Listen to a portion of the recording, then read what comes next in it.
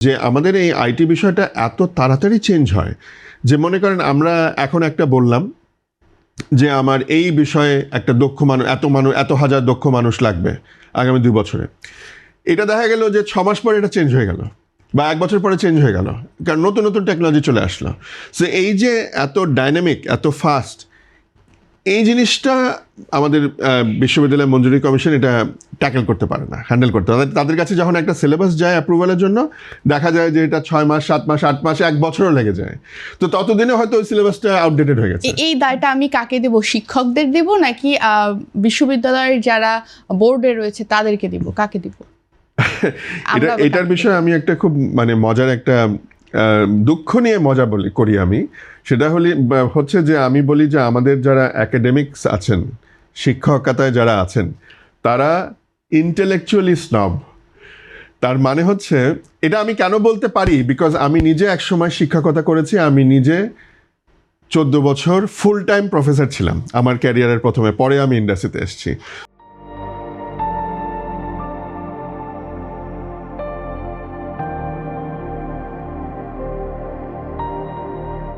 So আমি দুপাশটাই দেখেছি। আমি নিজে যখন শিক্ষকতা করেছি, আমি কিন্তু ওইভাবেই চিন্তা করতাম যে না, এই কাজ তো আমার করার কথা না।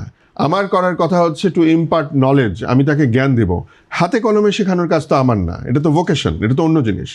সে এই যে আমি একটু স্নব ছিলাম যে না, এই কাজ আমি করব না, এটা তো ধরেন আমার কাজ, ইউনিভার্সিটির কাজ।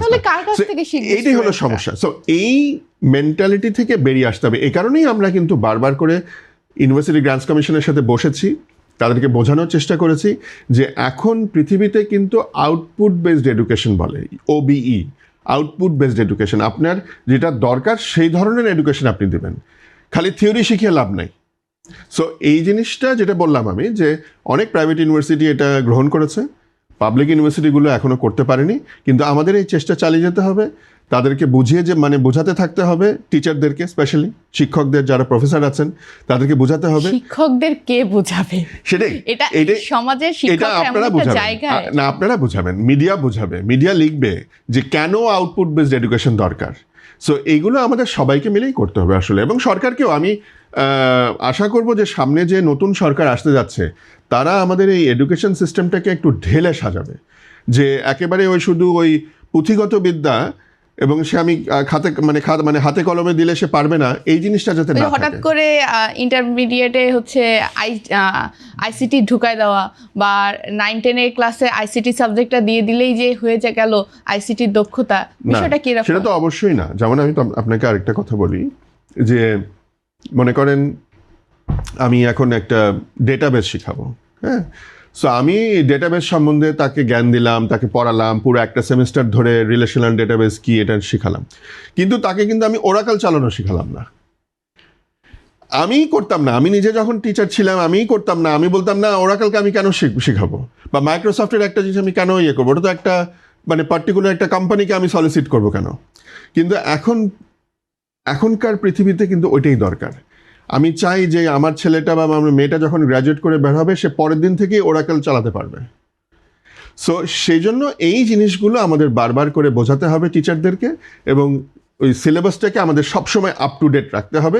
বিকজ টেকনোলজি একটা দ্রুত পরিবর্তনশীল একটা বিষয়। যে আমাদের দেশটা তো ছোট দেশ, আয়তনে ছোট দেশ, এবং এখানে কিন্তু ধরেন অনেক বিশাল বিশাল মাইলের পর মাইল খালি জমি নাই, এবং থাকলেও সেটা আমরা কিন্তু অ্যাগ্রিকালচারে ব্যবহার করি। এখানে যে আমি বড় বড় ম্যানুফ্যাকচারিং ইন্ডাস্ট্রি বানাবো, সেই জায়গা কিন্তু আমাদের অত নাই। তো সেই জন্য দেখবেন যে আইটিতে একটা ছেলে বা একটা মেয়ে যদি তার একটা ল্যাপটপ আর একটা ভালো ইন্টারনেট কানেকশন থাকে, সে কিন্তু একটা ঘরের কোনায় বসে ছোট জায়গায় কিন্তু $1 মিলিয়ন রোজগার করতে পারে। এই পোটেনশিয়াল কিন্তু রয়েছে। মিলিয়ন না হলো রোজগার, আমি বলছি যে পোটেনশিয়াল আছে, করতে পারে। কিন্তু সে একজন না হয় 5 জন মিলে করবে, 5 বন্ধু মিলে করবে, কিন্তু করতে পারে।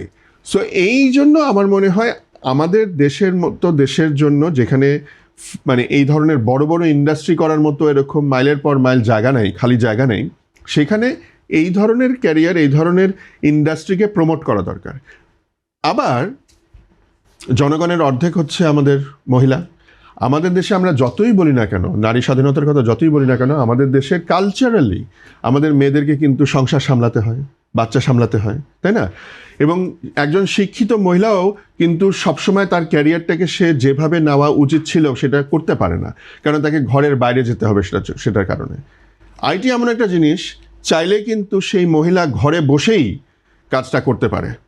আমাদের সমাজ ব্যবস্থা এমন, আমাকে অন্যভাবে ভুল বুঝবেন না, আমি এসবে বলতে চাচ্ছি না যে ঘরের বাইরে যেতে পারবে না, কিন্তু আমাদের সমাজ ব্যবস্থা এমন যে অনেক সময় সে চাইলেও বা তার পরিবার চাইলেও সে যেতে পারছে না। পরিবার হয়তো চায় যে সে বাইরে যে কাজ করুক, কিন্তু পারছে না, বাচ্চা সামলানোর জন্য বিভিন্ন কারণে হতে পারে।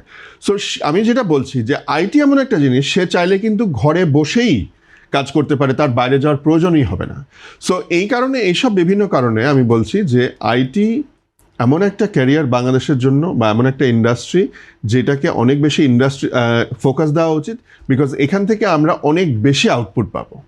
না, কিন্তু আমার প্রশ্নটা এটা ছিল না, আমার প্রশ্ন ছিল সফটওয়্যার, ফ্রিল্যান্সিং, আইটি সার্ভিস ও স্টার্টআপ কোন সাবসেক্টর সবচেয়ে বেশি সম্ভাবনা হয়? না, ওগুলো তো আসলে সাবসেক্টর না, মানে ফ্রিল্যান্সার তো আর কোনো সাবসেক্টর না। আমি যেগুলো বললাম, আমি যেটা বলছিলাম এতক্ষণ যে ঘরে বসে কাজ করা, এটা একটা ফ্রিল্যান্সার করতে পারে। যে কোনো একটা ফ্রিল্যান্সার, সে হয়তো তাকে হয়তো কোনো একটা ঢাকা শহরে আসতে হবে না, সে একটা মফস্বলে বসেই, ভালো ইন্টারনেট যদি তার থাকে, ভালো অবকাঠামো যদি থাকে, সে কিন্তু ওখানে বসেই কাজ করতে পারবে এবং ভালো রোজগার করতে পারবে। একই রকমভাবে মেয়েদের কথা তো বললামই, যে যেখানে মানে ঘরে বসেও সে কাজ করতে পারবে। সো এগুলোই হচ্ছে ফ্রিল্যান্সিং, আইটি ফ্রিল্যান্সিং। কিন্তু যাওয়া দরকার স্টার্টআপটা ব্যাপারটা হচ্ছে কি, ওটা আবার আরেকটা অনেক বড় ডিসকাশন। স্টার্টআপের ব্যাপারটা হচ্ছে, আমরা এই স্টার্টআপ শব্দটা নিয়ে কিন্তু খুব লুজলি ইউজ করি, হ্যাঁ, যে আমার মনে হয় এটা খুব একটা চটকদার শব্দ, এই জন্য আমরা স্টার্টআপ বলি। স্টার্টআপটা কি? স্টার্টআপ হচ্ছে যে আমি যদি কোনো একটা উদ্ভাবনীমূলক একটা আমার চিন্তা থাকে, প্রজেক্ট থাকে, প্রোডাক্ট থাকে, পরিষেবা থাকে, সেটা নিয়ে আমি ব্যবসা শুরু করা।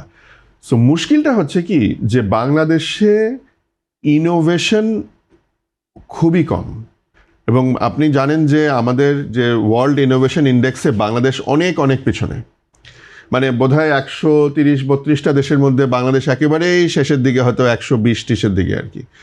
তার প্রধান কারণ হচ্ছে, ওই যে প্রথমে বলছিলাম যে আমাদের যে শিক্ষা ব্যবস্থা, সেখানে কোনো মৌলিক চিন্তা করার কোনো অবকাশ নাই। এবং তাকে দিয়ে, মানে একটা ছাত্রকে দিয়ে যে ওই পুঁথিগত বিদ্যা বা মুখস্থ বিদ্যা বা ওই কোয়েশ্চেন ব্যাংক, এই ধরনের মানে অ্যাপ্রোচ আমাদের শিক্ষার অ্যাপ্রোচটা। সো এই কারণে ছোটবেলা থেকে আমরা যদি ইনোভেশন তাকে শেখাতে না পারি, মৌলিক চিন্তা কিভাবে করতে হবে, সৃজনশীল চিন্তা কিভাবে করতে হবে, এটা না শেখাতে পারি, তাহলে কিন্তু ইনোভেশন আসবে না। এখানে আমার প্রশ্ন আছে, একটু আমি ইন্টারাপ্ট করব। এখন যে সৃজনশীলতার নামে ক্লাস 6-7 এর বাচ্চাদেরকে যেভাবে পড়ানো হচ্ছে, এটাকে কি আপনি সাপোর্ট করছেন যে এটা আসলে সৃজনশীল ভাবে তাদেরকে গড়ে তোলা হচ্ছে, যে সিস্টেমের মধ্যে দিয়ে তারা যাচ্ছে? না, আমি এখনো বলবো যে কিছু সাবজেক্ট ইন্ট্রোডিউস করা মানে সৃজনশীল ইয়ে না। দ্য পেডাগজি, দ্য শিক্ষা কিভাবে দেওয়া হবে, আপনি কিভাবে শেখাবেন একটা বাচ্চাকে, সেইটার মধ্যে হচ্ছে ইনোভেশন নিয়ে আসতে হবে, সেটার মধ্যে আপনার সৃজনশীল চিন্তাধারা নিয়ে আসতে হবে। আপনি বলেন যে এই জিনিসটা কি, এটা একটা কলম, এই কলম দিয়ে কি করা যায়, লেখা যায়, এতটুকু যদি আমি করি তাহলে কিন্তু এটা মৌলিক চিন্তা হলো না। যে ঠিক আছে, এটা একটা কলম, এটা দিয়ে লেখা যায়, কিন্তু এটাকে আর কিভাবে ইমপ্রুভ করা যেতে পারে, এই যে কিভাবে ইমপ্রুভ করা যায়, এটা কিন্তু আমার বইতে লেখা নাই, এটা কিন্তু আমাকে চিন্তা করতে হচ্ছে। একটা বাচ্চা কিন্তু তখন চিন্তা করবে যে আচ্ছা, এটাকে আমি আর কিভাবে ইমপ্রুভ করতে পারি, এটার গ্রিপটাকে আমি কীভাবে চেঞ্জ করতে পারি, এটার লেন্থটাকে কীভাবে যদি আমি এটাকে বাড়াই বা এটা কমাই, তাহলে কি লিখতে আরও বেশি সুবিধা হবে কি না। এই যে মৌলিক চিন্তা, সৃজনশীল চিন্তা, এই অ্যাপ্রোচটাকে নিয়ে আসতে হবে। সো আমার মনে হয় এখানে একটা বড়, এটা রাতারাতি হবে না, এটা সময় লাগবে, কিন্তু এই কাজটা আমরা না করতে পারলে আমাদের দেশে ইনোভেশন হবে না।